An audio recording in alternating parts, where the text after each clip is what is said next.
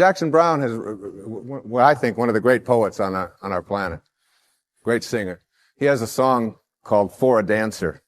In there are words to this effect. He says, just do the steps that you've been shown by everyone you've ever known until the dance becomes your very own. Which is what most of us are doing. We're doing the steps that we've been shown by everyone we've ever known, and the dance has become our very own. And later on in the song, he says something to the effect of, into a dancer you have grown from the seeds someone else has thrown. Go on ahead and throw some seeds of your own somewhere between the time you arrive and the time you go home.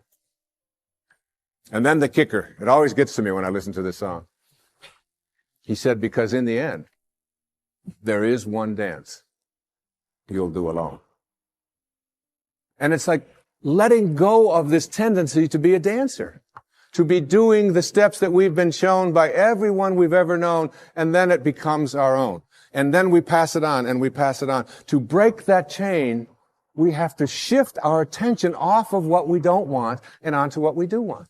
And this goes for everything. I was doing a book tour up in Chicago. I get off the airplane, and a woman picks me up, and she's got a doozy of a cold. Like, Snoopy's, as my kids call it, coming out of her nose, onto her dress. I mean, and I was in this little Honda with her for 2 days. And so I said to her something to the effect, I can't remember what it was. I know she didn't like it, but I said something to the effect of, oh, it's been 20 years since I've had a cold like that. And she said, oh, that's just what I needed to hear. It's people like you who go around telling us, normal, mortal human beings, that when we have a cold, we should be feeling guilty. She said, I don't appreciate that at all. She said, colds are just things that happen to us. I said, well, I understand that. I said, but I just don't think like you. She said, well, what do you think? I said, well, tell me what you think. You're the one with the cold. She said, well, I think colds are viruses and that they're in the air. And they're going to land on us every once in a while. And when they do, we shouldn't be feeling guilty about it and feeling bad about it, and people like you writing books about it to make us feel worse. I said, look, we're on the same page here. I said, I believe just like you. I think that colds are in the air, and that they're viruses, and that they land on us.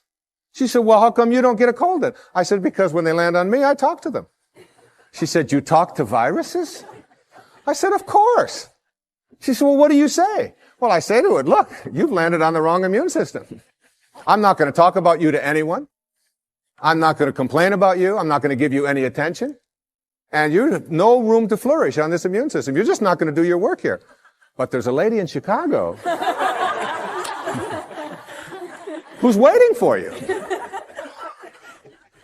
Now, you laugh and you think that that's silly, but I'm telling you that when you keep your attention on what you don't want is what will keep manifesting into your life. Addictions have been described as never getting enough of what you don't want or what you despise. So we keep our attention on what we don't want, and what we don't want is what we keep seeking after, and then we despise it. When we put our attention on what we do want, when we shift to a place called unconditional love, and begin to view it as something that I don't have to be dependent upon, you can shift right out of it. The currency for attracting what we want into our lives is our thoughts. As you think, so shall you be. Begin to place them on what it is that you want, and you'll start seeing it shift over and over again. And people who are terrific at getting what they want, you start getting inside of their head and say, what do you think like? How are you organized in here? And you know what they always say? I never, ever allow my thoughts on anything that I don't want. And no matter who out there is saying, yes, but you can't do this. Yes, but you can't do that. I never allow that kind of energy. I shift away from that energy instantly. That's what separates great masters from ordinary human awareness. I have been talking during this program about a consciousness, an awareness, a level of functioning or living or thinking which involves something that I call spirituality. It isn't restricted in any religious way. It is a divine intelligence, an organizing intelligence that is everywhere at once. Some people call it God. Some people call it soul. Some call it spirit. Back in the times of slavery, there was a young man. His name was John Newton. He was 23 years old. And he had what is called in Japanese, it's called, excuse my Japanese, but it's called satori. I'd love to say that. Satori, S-A-T-O-R-I. And it means instant awakening. The idea that you can create something in your life now.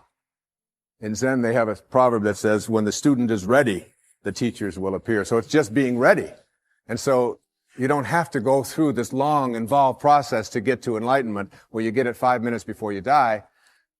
Instead, you can have it when you are ready. The Native Americans, they have a word called natohi in the Aleut Indians. Natohi. And it means great seeing. Like I don't see, and boom, there it is. I see. And it's like in a dream when you just have this awakening, this light goes off and you just know. It's intuition, if you will. Intuition has been described as, if prayer is you talking to God, then intuition is God talking to you. It's like hearing that voice, and you know it. And John Newton, this 23-year-old sea captain, had a ship full of human cargo that he was bringing from the west coast of Africa to the New World as slaves. And he had this satori, this awakening. And in this moment of awakening, he realized that what he was doing was horrible and defenseless in terms of his own inner sense of morality. And he wrote down on the envelope the words to a song he called it Grace. I once was lost, and now I'm found. And it was grace that taught my heart to feel. It was grace that brought me home. He shifted away from his material world and his being a warrior to being a spiritual being in an instant, which is available to every single one of us. And he wrote these enduring lines. And I have asked my beautiful 16-year-old daughter, one of 6 beautiful daughters that I have. Her name is Sky, and she's just 16 years of age. And she really, in my heart, I've often said to my wife that Sky is just about one of the nicest human beings I've ever known. The fact that she's my daughter, I know may sound like it's prejudice, but this is a person who comes every night and says, I love you, to not only my wife and to myself, but all of her brothers and sisters, who is kind beyond anything I could ever imagine. And from the time that she was a baby, just this high, she always knew what she wanted. She knew. She didn't believe, she knew. I'm going to be a singer. And I say, well, Sky, you've got to you've got to study this. She says, no, I'm going to be a singer. And she would never hear of anything to the contrary. And if we were walking through a mall and someone would say, and she'd be 2 years old, up to my knees, and someone would say something to it, she would just sing a song for them. And she'll do it at any time. She had that knowing. She really, really, really, really, with passion, has always known it. And sings all the time and lightens up our house and my life and my wife's life in just the most magnificent of ways. And I asked her if she would please come tonight and sing this song for this program, to close it with as beautiful a rendition of Amazing Grace. And listen to the words. It isn't just my pride in my little girl singing. It's the message of finding yourself and reaching that higher level. So, ladies and gentlemen, my beautiful daughter, Sky Dyer, singing Amazing Grace.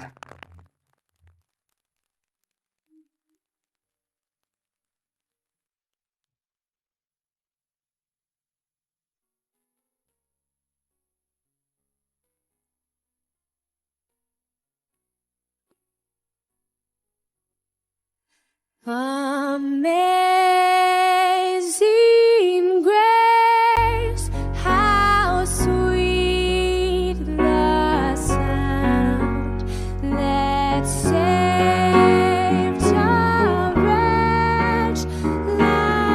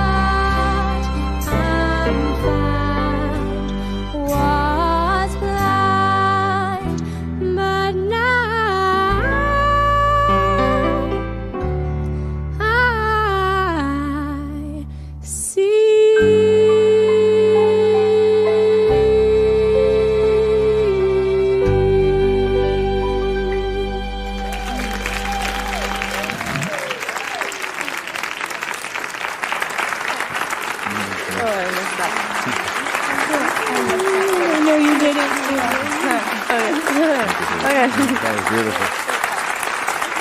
My wife.